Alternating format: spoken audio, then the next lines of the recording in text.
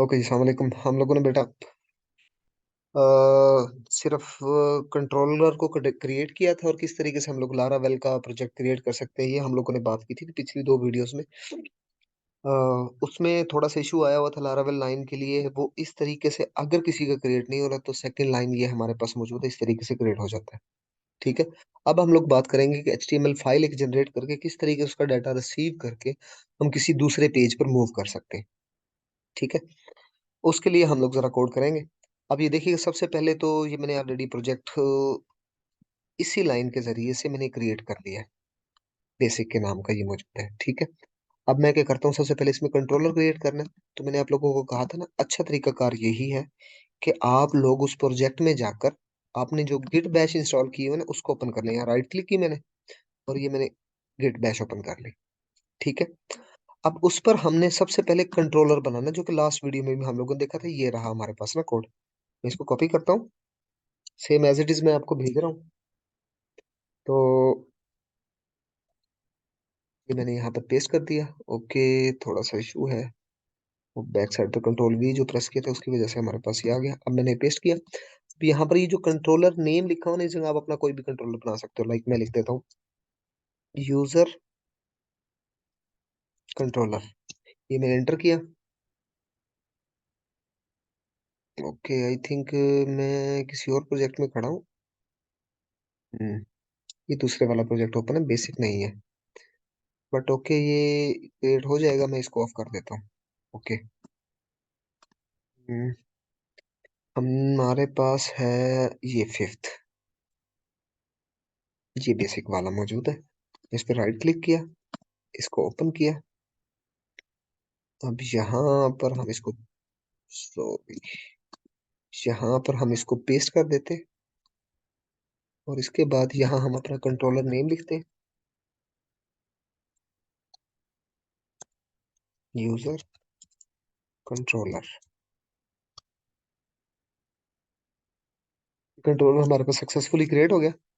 अब ये जाकर मैं दिखाता हूँ कहाँ पर मौजूद है अगेन, ताकि आपको पता लग जाए। एप्स में, एचटीटीपी के अंदर, और ये हमारा वो कंट्रोलर है। अब कंट्रोलर में पहले क्या काम करना था लास्ट वीडियो में बताया, बट अगेन हम लोग रिपीट कर रहे हैं। जैसे हम लोग कंट्रोलर बना ले तो हमें ये फाइल इंपोर्ट करनी है। मैंने इसको कॉपी किया और मैं इसको यहाँ पर पेस्ट कर रहा हूँ। बट ये कंट्रोलर नेम ना, यहाँ पर हमने कंट्रोलर नेम लिखना है।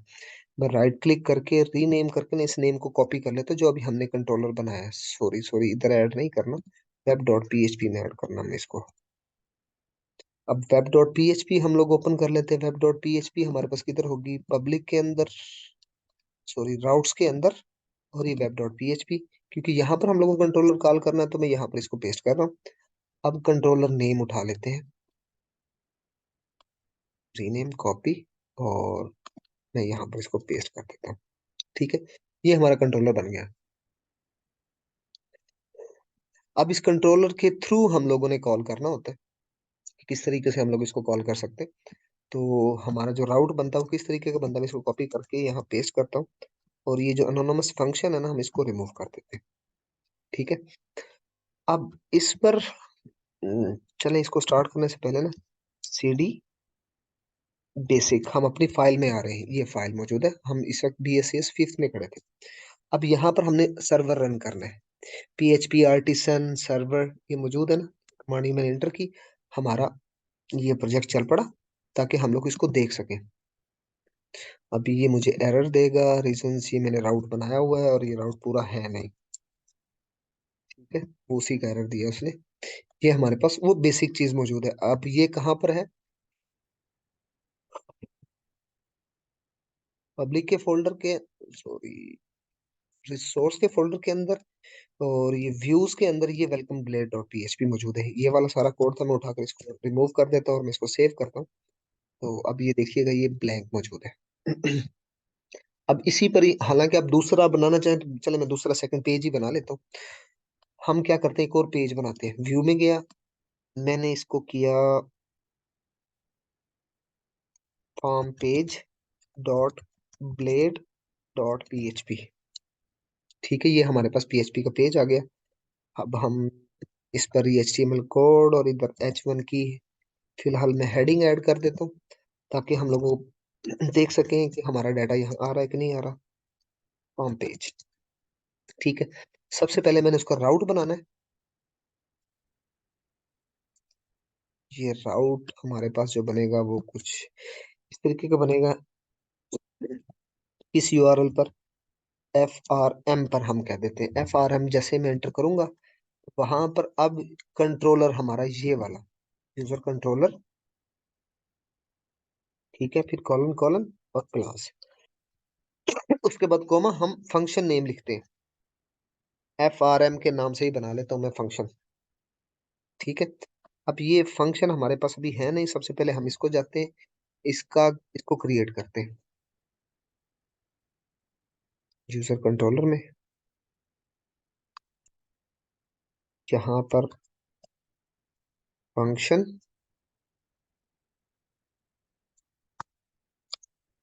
FRM, सॉरी कंट्रोल Z कर देता हूँ, FRM। और ये हमारे पास ये बन गया। और इसमें किस तरीके से रिटर्न करता हूँ, रिटर्न क्या कॉल करेंगे, व्यू कॉल करेंगे, व्यू। और इसके अंदर आपका वो फार्म नेम, जो हमारा फार्म नेम चल रहा है, क्या चल रहा है, फार्म पेज। अगर नहीं पता लगता तो रीनेम कर लो इसको। इसको यहाँ पर मैंने इसको हम लोग पेस्ट कर देंगे, डॉट ब्लेड हटा देंगे हम, और ये सेमी कॉलन, ठीक है। ओके।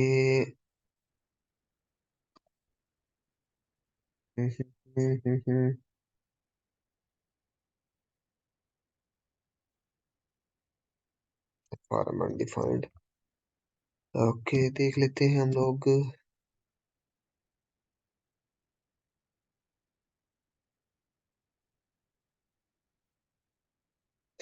सॉरी, यहाँ सिंगल कोटेशंस आएंगे हमारे, वो मैं लगाना भूल गया। ये फंक्शन कॉल होगा हमारा, ठीक है।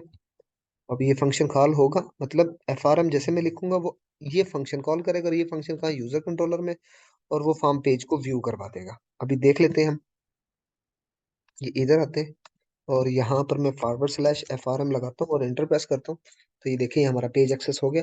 अब यहाँ पर मैं बनाता हूँ एक HTML फाइल जिसमें दो टेक्स्ट बॉक्सेस प्लेस करते, जो आप लोगों ने बूटस्ट्रैप पे ऑलरेडी बनाए हुए थे, सेम उसी तरीके से मैं भी यहाँ पर बना लेता हूँ। किधर, यहाँ पर, यही पेज है ना हमारे पास। अब इधर हम लोगों ने बूटस्ट्रैप की फाइल में सबसे पहले हम लोगों ने फॉर्म बनाना है, ठीक है। ये फॉर्म बन गया, इसका एक्शन भी लिखते हैं हम ये अभी। तो इसमें हमारे पास, मैं अभी बूटस्ट्रैप लगा नहीं रहा, डायरेक्टली लिख रहा हूँ, ठीक है। बूटस्ट्रैप की हम आप लोग बना सकते हैं, आपको अच्छे से पता है। टेक्स्ट, टाइप टेक्स्ट आ गई। नेम लाजमी तौर पर लिखना है। नेम में लिख देता हूँ यूजर, आप कुछ भी लिख सकते हो, ठीक है, जो भी आपका टेक्स्ट बॉक्स है। इसके बाद मैं एक और बना लेता हूँ टेक्स्ट बॉक्स, उस पर मैं लिख देता हूँ नेम, ओके। और फिर हम लोग एक बटन बना लेते हैं जिसकी मैं टाइप लिख देता हूँ सबमिट, ठीक है। और उसका नाम हम क्या कर देते हैं, INS के नाम से लिख देते हैं। ये मेरे पास एक फॉर्म बन गया, ओके। अब इसमें हमारे पास ना हम लोगों को एक्शन बनाना है। एक्शन बनाते वक्त ना मैं थोड़ी सी चीजें आप लोगों को बताऊंगा, वो जरा आप लोगों ने ना गौर से देखनी है। यहाँ पर अब हमें ब्लेड टेम्पलेट लगाना है, ठीक है। और इसके अंदर लिखना है राउट, और उसकी ब्रैकेट, और ब्रैकेट के अंदर हमने कोई राउट नेम दे देना है।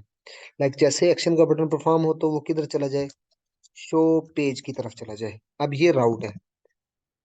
हालांकि अब मैं अगर पेज को रिफ्रेश करूँ ना इसको, तो ये मुझे एक एरर देगा। क्या एरर देगा, वो ये कहता है कि ये जो राउट में आपने जो लिखा है ना, ROUTE मौजूद है, स्पेलिंग मिस्टेक,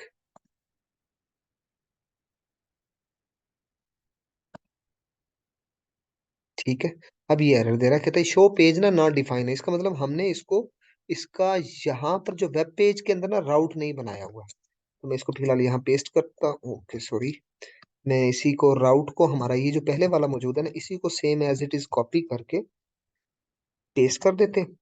फिर हमने क्या करना है, हमारा ये जो कॉल नहीं हो रहा ना, जो हमने वहां एक्शन में बनाया है, वो हम लोग यूं लिख के साथ यहाँ पर इस तरीके से एरो सिंबल बनाकर हम लोग नेम लिखेंगे और इसके सिंगल कोटेशन में भी इसको पास कर देंगे।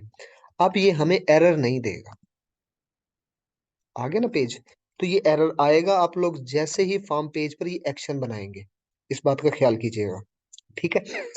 अब दूसरी बात, ये जैसे मैं बटन सबमिट करता हूँ तो ये शो पेज का राउट कॉल कर देता है। अब शो पेज का जैसे राउट कॉल होगा तो वो किसी दूसरे पेज पर मूव कर जाए। अब मैं यहाँ पर एक पेज का नाम भी वही शो पेज ही बना देते हैं, डॉट ब्लेड डॉट पीएचपी। ठीक है। यहाँ पर हमने व्यूज के अंदर इसको व्यू करवाना है। अभी फिलहाल हम ये देखते हैं कि यहाँ तक हमारा जा रहा है कि नहीं जा रहा, लेकिन ये अभी जाएगा नहीं। रीजंस क्यों? क्योंकि यहाँ पर हमारा फंक्शन ये लगा हुआ है। यहाँ पर शो, बल्कि पेज ही लिख देता हूँ अकेला। ठीक है, ताकि आपको लग सके फंक्शन डिफरेंट है हमारे पास। ओके, कंट्रोल सेव करता हूँ। सबसे पहले हम लोग किधर जाएंगे, यूजर कंट्रोलर पर सेम एज इट इज ऐसा फंक्शन बनाना हम लोगों ने, तो मैं इसको कॉपी करके यहीं पेस्ट कर देता हूँ।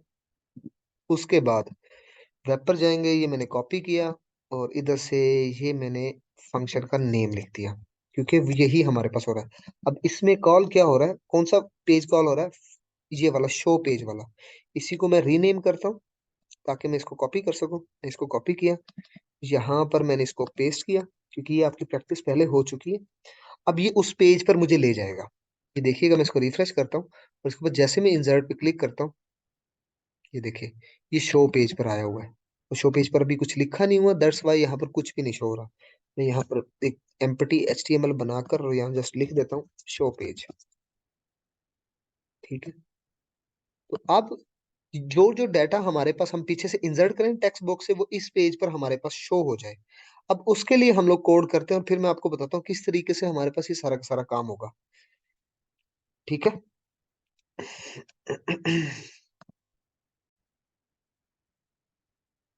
अब ये देखिए, ये जो यूजर कंट्रोलर में हमने बनाया ना, सबसे पहले तो यहाँ पर हम एक रिक्वेस्ट को कॉल करेंगे और यहाँ पर एक वेरिएबल बना लेंगे रिक्वेस्ट का, $REQU। ठीक है, ये बना लिया। अब इसके जरिए से हम लोगों ने उन टेक्स्ट बॉक्सेस की वैल्यू रिसीव करनी है। ठीक है। तो टेक्स्ट बॉक्सेस देख लेते हैं कौन कौन से हमारे पास मौजूद हैं फॉर्म पेज पर। सबसे पहले यूजर के नाम का मौजूद है। अब इसको हम लोग उठाते हैं और यहाँ से ना हम लोग उधर किधर यूजर कंट्रोलर पर इसको एक्सेस करेंगे। तो उसका टेक्स्ट बॉक्स का नेम, तो मैं वेरिएबल नेम भी ना वही लिख देता हूँ। इसके बाद इज इक्वल टू $REQU, ये लिखा हुआ था हमने सिंगल, ये एरो साइन, और इसमें मैंने क्या लिख देना, इनपुट। ठीक है। अब इस इनपुट के अंदर सिंगल कोटेशन में वो टेक्स्ट बॉक्स नेम, इसलिए मैंने वो आपका वेरिएबल नेम भी वही लिख दिया और वही जो हमारे पास उधर टेक्स्ट बॉक्स में लिखा हुआ था। यहाँ देखेंगे, यहाँ पर ये लिखा हुआ है, अगला लिखा हुआ हमारे पास नेम। मैं नेम की जरा स्पेलिंग चेंज कर देता हूँ, NAM कर देता हूँ, माइट भी पॉसिबल है कोई इशू आ जाए हमारे पास। मैं इसको सेव किया, मैं यहाँ आता हूँ और यहाँ पर हम लोग इसी को कॉपी कर लेते हैं। मैंने पेस्ट किया, यहाँ पर हमने क्या लिखना है, NAM, और यहाँ पर भी NAM। ये NAM क्या है, NAM टेक्स्ट बॉक्स से वैल्यू आएगी और इस वेरिएबल को मिल जाएगी। ठीक है। अब इसके बाद ये शो पेज पर जा रहा है। इसके साथ हम लोग ने इसको इस तरीके से थोड़ा सा कर लें और यहाँ पर लिखें विद।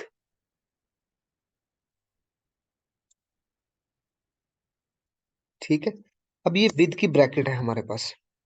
ये ब्रैकेट कौन सी थी हमारी, वो ब्रैकेट्स थी जो हमारे पास उसकी क्लोज हुई है। अब हमने साथ विद को यूज करते हुए ना हम लोग इधर से डाटा को पास आउट करेंगे, फिर देखते हैं किस तरीके से हमारे पास ये डाटा हमारे पास रिसीव होगा। ओके, सॉरी मैंने ना विद जरा गलत लिख दिया। हम इसको थोड़ा सा साइड पे करते हैं, कंट्रोल C। ठीक है, विद किधर आएगा, इधर, इस तरीके से ये एरो सिंबल्स विद। अब विद के अंदर हम लोग बनाएंगे लिस्ट एक पूरी।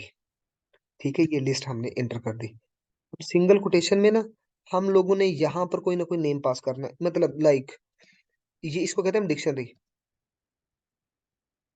ये मैंने यूजर बनाया, कॉलन, और कौन सा, $साइन यूजर को भेज दिया उधर, कॉमा।